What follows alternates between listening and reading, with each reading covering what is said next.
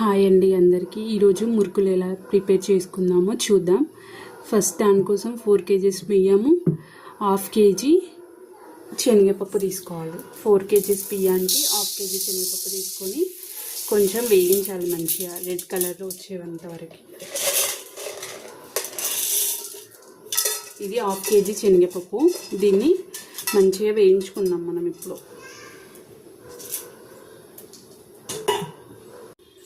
పప్పు నేను చూపించిన విధంగా వేయించుకోవాలి. అంటే మనకి శనగపప్పు వేసినప్పుడు స్మెల్ వస్తుంది కదా, ఇట్లా వేగినప్పుడు ఆ స్మెల్ వచ్చిన తర్వాత దాన్ని తీసేసుకోవాలి పప్పుని. ఇప్పుడు శనగపప్పు తీసిన తర్వాత దీంట్లో 1/2 కిలో మినప్పప్పు తీసుకోవాలి. తీసుకొని దీన్ని కూడా సేమ్ అదే విధంగా వేయించుకోవాలి. ఇప్పుడు మినప్పప్పు కూడా కొంచెం రెడ్ కలర్లో వస్తుంది, కొంచెం స్మెల్ వస్తుంది మనకి మినపప్పు వేగిన స్మెల్. ఆ వచ్చిన తర్వాత మినపప్పుని తీసేసుకుందాం. ఇప్పుడు మనం వేయించుకున్న ఈ పప్పులు ఉన్నాయి కదా, ఈ పప్పులన్నీ 4 kgs బియ్యం ఇవి.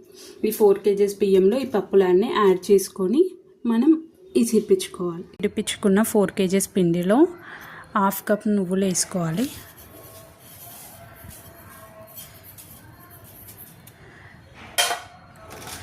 కొంచెం వాము ఉంటుంది కదా, అది కొంచెం. దీంట్లో కారము, ఈ చిన్న స్పూన్తో రుచికి సరిపడినంత వేసుకోవాలి.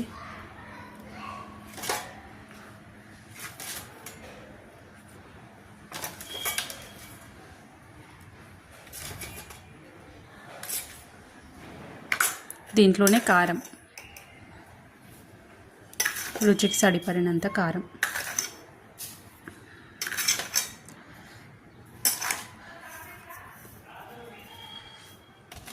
దీంట్లోనే అల్లం వెల్లుల్లి పేస్ట్ వేసుకోవాలి. ఒక 3 స్పూన్స్, టీ స్పూన్ ఉంటుంది కదా, దాంతో 3 స్పూన్స్ వేసాను.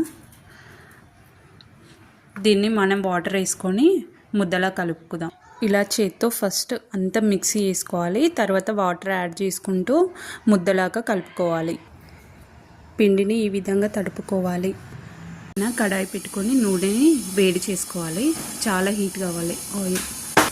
ఈ విధంగా మురుకులు ఒత్తి దాంట్లో పిండిని పెట్టుకోవాలి. పెట్టుకున్న తర్వాత మురుకులు ఒత్తుకున్నాం. ఈ విధంగా మురుకులు ఒత్తుకోవాలి. ఇప్పుడు ఇలా ఒత్తుకున్న మురుకుల్ని ఆయిల్లో వేసుకున్నాం.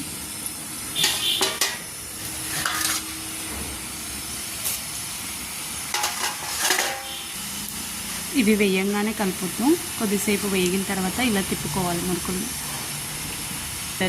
ఈ కలర్లో రాగానే మురుకుల్ని తీసేయాలి.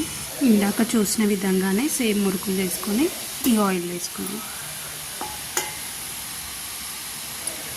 ఇప్పుడే కలుపుతాం.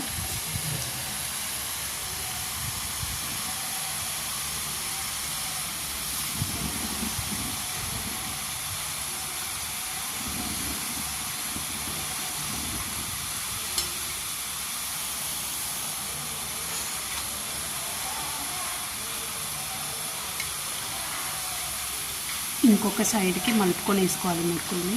2 sides కాల్చుకోవాలి మంచిగా.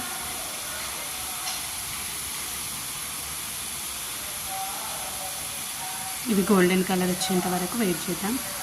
ఇప్పుడు ఈ మురుకుల్ని తీసేసుకుందాం.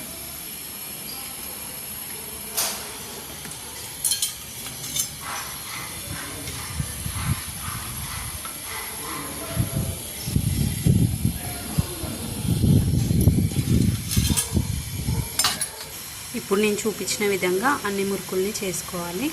అంతే అండి, మురుకులు రెడీ.